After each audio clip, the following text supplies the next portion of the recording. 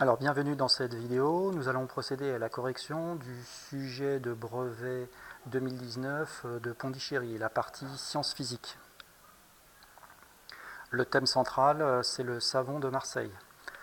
À partir d'une équation bilan, on nous demande à la première question de préciser la nature des produits formés. On va zoomer un petit peu pour bien les avoir.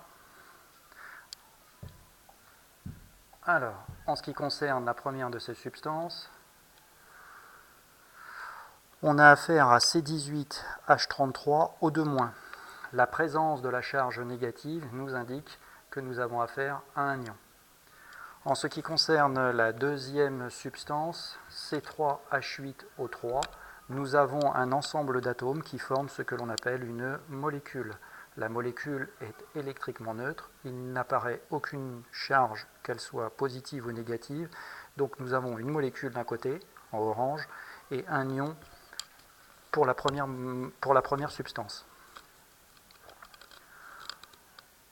En ce qui concerne la deuxième question, on nous donne une formule chimique et on nous demande de préciser quels sont les atomes et dans quelle quantité ils sont présents.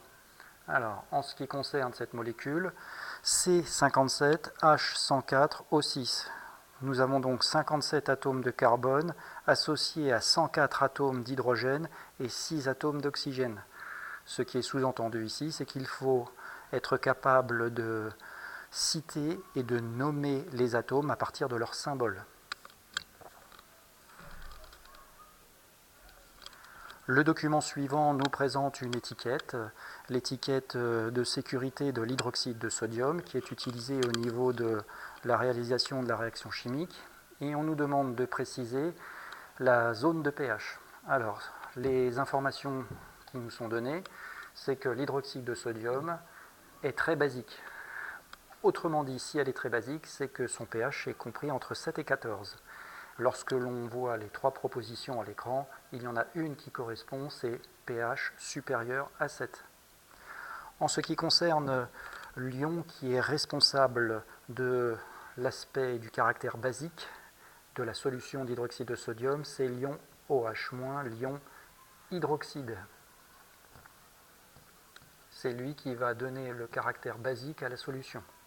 Évidemment, puisque l'hydroxyde de sodium est une solution corrosive, comme l'indique le pictogramme de sécurité, il faudra se protéger les yeux, la peau, autrement dit le port de lunettes, de gants, éventuellement d'une blouse, est à privilégier. Dans la deuxième partie du sujet, on nous parle de la fabrication à proprement parler de l'huile lorsque l'on écrase les olives. On nous présente un document où un âne effectue une trajectoire bien particulière.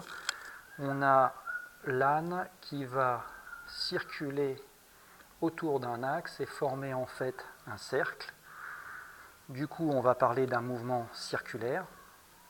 En ce qui concerne ce mouvement, on nous demande de préciser la signification de uniforme.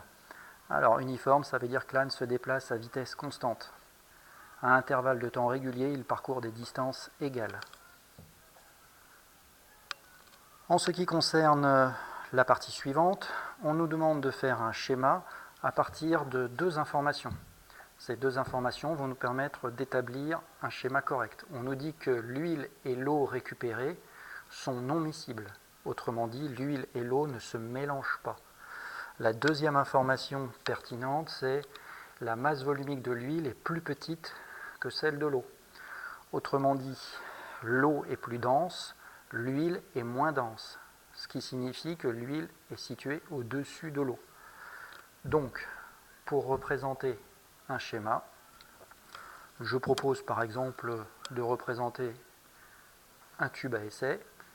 À l'intérieur de ce tube à essai, nous allons positionner de l'eau.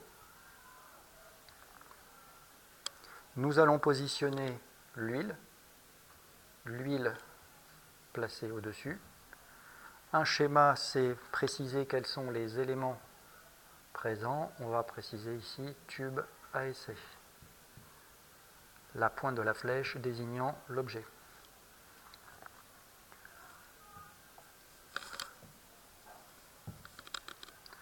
En ce qui concerne la dernière partie, il va falloir exploiter un graphique.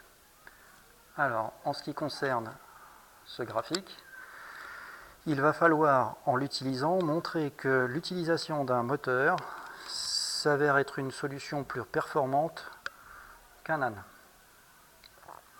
Alors, en ce qui concerne le moteur, on nous indique que le moteur effectue 6 tours par minute. On va utiliser, nous, le graphique. On va se placer à 60 secondes. 60 secondes, ça correspond à 1 minute. Et là, en 1 minute, on va s'apercevoir que l'âne, lui, effectue 4 tours. 4 tours par minute, puisque l'âne fait 4 tours en 1 minute. Et si on compare les deux valeurs, on s'aperçoit donc que le moteur effectuera plus de tours par minute, donc écrasera plus d'olives, ce qui permettra d'avoir de meilleurs rendements. Voilà, la vidéo se termine. Je vous souhaite de bonnes révisions.